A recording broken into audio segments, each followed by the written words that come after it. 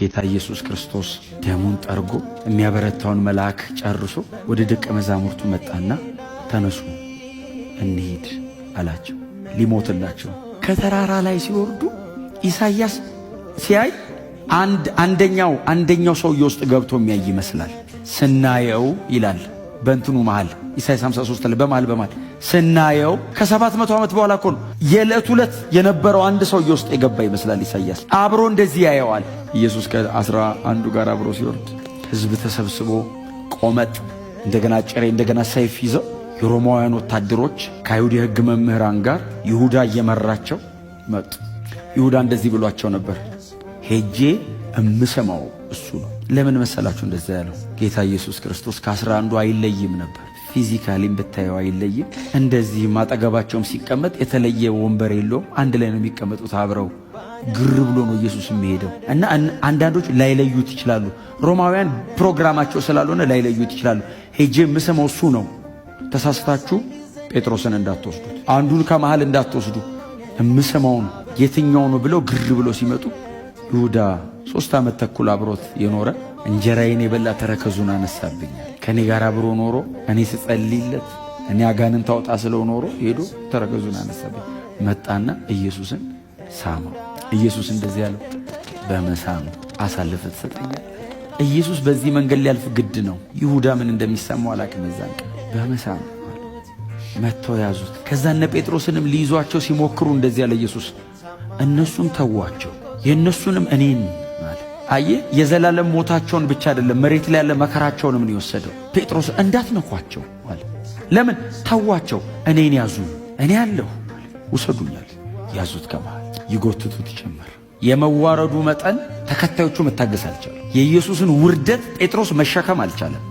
ሰይፉን መዞ ሰው ጆሮ ሲቆርጥ ድረስ መሸከም አቃተው። መሲህ እንዴት እንደዚህ ይዋረዳል? እምንጠብቀ ክርስቶስ ነው የሚለው መገለጥ ያመጣው እኮ ጴጥሮስ ነው። አንተ ክርስቶስ ያው እግዚአብሔር ልጅ ነህ ያለው እኮ ማቴዎስ 16 ላይ እኮ ጴጥሮስ ነው። አዎ ነኝ አለ። እግዚአብሔር አብ ከሰማይ ወርዶ ሙሴና ኤልያስ ኢየሱስን በአካል ሲያዋሩ የዓይን ምስክር ነው ጴጥሮስ። መሲህ እንደሆነ እርግጠኛ ነው። ሲጎትቱበት ኖ አለ ጴጥሮስ። ሰይፉን መዘዘ። የኢየሱስን መዋረድ ተከታዩ መቀበል አቃተው። አባቱ ተወው። የሰው ጆሮ ጴጥሮስ ሲቆርጥ ኢየሱስ እንኳን ቆረጥክ ተከታይ አላለውም። ጴጥሮስ አለ አቤት፣ ሰይፍን ወደ ሰገባ መልስ፣ ከዚህም ደግሞ ይልቅ ገና ይሆናል። ገና እሞታለሁ እኮ አለ። ለመያዜ ለመጎተቴ ነው ውርደት የመሰላው። ገና የመስቀል ሞት ከፊት ያለ፣ ያንን ሞት ካልሞትኩኝ እናንተ አትድኑ። ኢየሱስ ወክ አረገ፣ ወደ ፍርድ ወንበራቸው ፊት ተራመደ። ኢሳይያስ 53 ቁጥር 10 አውጡልኝ። ምንድነው የሚለው? እውነቴን ነው የምላችሁ፣ መሰቃየት አለብን እኛ። በዚህ እውነት ነፍሳችን መሰቃየት አለባት። ኢንተርቴን የምናደርገው አይደለም ይሄ ክርስትና። ኢየሱስ የሄደበትን መንገድ እዩት። ቁጥር 10 ምንድነው የሚለው? የቀድሞ ትርጉም ያዝሰዋል። ምንድነው የሚለው? እግዚአብሔር በደዌ ያደቀው ዘንድ ፈቀደ። አባቱ በደዌ ያደቀው ዘንድ። ጉዳዩ የአባቱና የልጁ ነው። አብ ኢየሱስ ላይ የመጨከኑን መጠን ሲናገር አባቱ በደዌ ያደቀው ዘንድ ፈቀደ። ይሁን አለ አብ። ከመላእክት ጥቂት አሳነስከው የሚለው የክብርና የምስጋና ዘውድ ጫንክለት በሚለው በእነዚህ ሁለት ሐረጎች መሃል የተካሄደው ዘላለም ነው። የእኛን ዘላለም እግዚአብሔር ለመቀየር አንድ አረፍተ ነገር አይደለች? ዕብራውያን ምዕራፍ 2 ላይ አንድ አረፍተ ነገር እኮ ናት። በሞትና በስቃይ ውስጥ ያለፈውን ኢየሱስን አሁን ደግሞ የክብርና የምስጋና ዘውድ ተጭኖለት እናየዋለን። አንድ አረፍተ ነገር እኮ ናት። ሁለቱ ሐረጎች አረፍተ ነገሩን ከገነጠላችሁት ዘላለማችን ያለቀው እዛ መሃል ነው። የዚህ ደብዳቤ ጸሐፊ የክርስቶስን ስቃይ እንደዚህ አድርጎ ነካክቶ ገባበት። ነካክቶ እንዲዳስሱት አድርጎ እንደ ቶማስ ገባበት። ቀጥሎስ የሚቀጥሉት ምዕራፎች ላይ ይመጣል። ክህነቱ ጋር ሲመጣ የጌታ የኢየሱስ ክርስቶስን ስቃይ ያስዳስሳቸዋል። ያ ፈቃድ ኢየሱስ ስለሚወደኝ ብቻ አይደለም፣ እግዚአብሔር አብን ፈቅዷል። ኢየሱስ ለዛ ነው ለፈሪሳውያንና ለሮማውያን መልስ የለውም፣ ከአባቱ ጋር ነው የሚያወራው። አባቱ በደዌ ያደቀው ዘንድ ፈቀደ።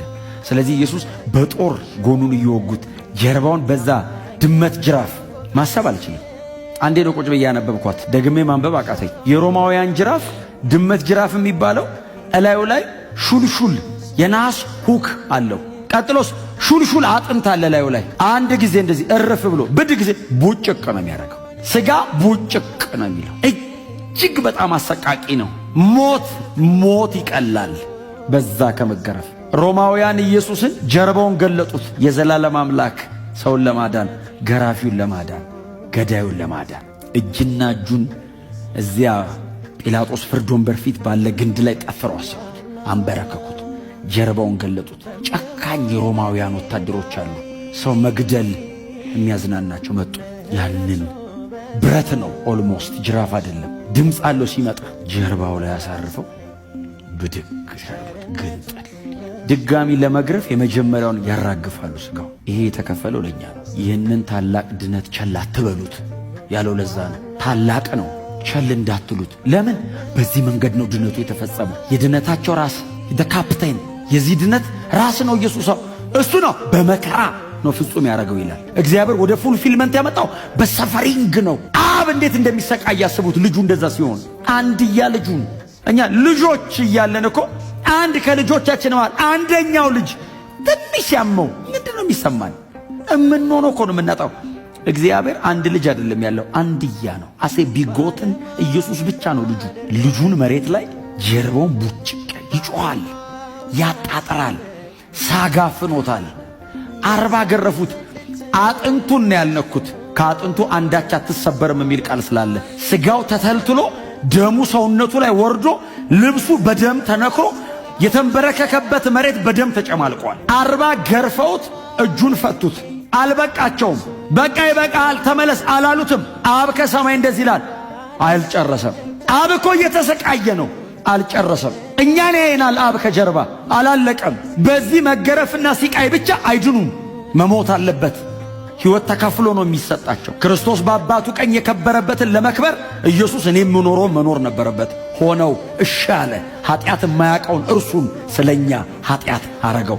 ማንም ሊሄድልኝ አይችልም ይሄንን መንገድ። ማንም ኢየሱስ የሚወደን ያለ አይወድም። ማንም አይሞትልኝም ልሙትልህ ብሎ ቢፈቅድም አይችልም። እግዚአብሔር አይቀበለውም። ኢየሱስ ፈቃደኛ ነው። በእግዚአብሔር ፊት ክብር አለው። አብ እቀበለዋለሁ። ዮሐንስ ሲነገረን እንደዚህ ያለ ምዕራፍ 19 ላይ ይሄንን የተሰቃየውን ኢየሱስን ከባድ እንጨት አሸከሙት። ቁስሉ ላይ የተተለተለ ሰውነቱ ላይ ደሙ ወላዩ ላይ ያለ ሰውነቱ ስጋው ተቦጫጭቆ በጀርባው በኩል ሪብሱ እየታየ በስነ ስርዓት ያልተላገ ቅርጽ የሌለው። ምክንያቱም እያሰቃዩት ነው። መሞት ብትፈልግ ሞት እንዲርቅህ ነው የሚያረጉ። ያንን ከባድ እንጨት አሸከሙት ላይ በዛ ቁስል ላይ ሳይበላ ነው ያደረው። ሳይበላ ነው በቀን 3 ፍርድ ቤት ሲንከራተት የዋለው። ያንን ሁሉ ወደ 127 ኪሎ ሜትር በእግር ሄዷል ሳይበላ። በዚያ ሁሉ ሲቃይ መካከል የዓለምን ሁሉ ኃጢአት ተሸክሟል ላዩ ላይ። በዛ ላይ አባቱ ትቶታል። በዛ ላይ አንድ ተከታይ አጠገቡ የለም። ሁሉ ትተውት ሄደዋል። በሩቅ ይከተሉ ነበር ይላል ጴጥሮስ። በጣም በሩቅ በሰው መሃል ያየዋል። ራሱን ያድን ይሆን? ተስፋ አድርጌዋለሁ። ያድናል ራሱን? እኔን ያድነኛል አይደለም፣ ራሱን ያድን ይሆን? ከነዚህ ጨካኝ ሮማውያን እጅ አምልጦ ይወጣል? ይችላል? ሁሉ ትተውት ያንን ደረቅ እንጨት ተሸክመው ከጲላጦስ የፍርድ ወንበር እስከ መሰቂያ እስከ ራስ ቀል ሚሏት እስከ ጎልጎታ ድረስ 0.8 ኪሎ ሜትር ነች። ቪያ ዶሎሮሳ ይሏታል፣ ወይ ኦፍ ሶሮ ትባላለች። ሰው እንኳን በዚህ አይነት ሁኔታ ያንን ከባድ እንጨት ተሸክሞ አይደለም ኖርማሊ በእግሩ መውጣት ይከብደዋል፣ ጠንከር ያለ ሰው ካልሆነ። ኢየሱስ ተሸከመ ውጣ ሲሉት አልቻለም። መጽሐፍ እንደዚህ ይላል፣ ከባዱን እንጨት ይዞት ወደቀ። ኢየሱስ ወደቀ። ሬዚስት ማድረግ አልቻለም። ኮላፕስ አረገ። በጀርባው መሬት ላይ ወደቀ። እንጨቱን ይዞት ሲወድቅ ያ ላዩ ላይ የፈሰሰ ደም መሬት ላይ ያለውን አቧራ ይዞት ብድግ አለ። ስለዚህ በአንድ በኩል ስታየው በደም ላዩ ላይ የረጋ፣ ቀጥሎ ደግሞ አቧራ የያዘ በደም የተለወሰ አቧራ ላዩ ላይ ያለ። እንኳን ልታምንበት አታየው፣ እንኳን ልታምንበት። እግዚአብሔር ግን የዘላለም ሕይወት ያስቀመጠው እሱ ውስጥ ነው።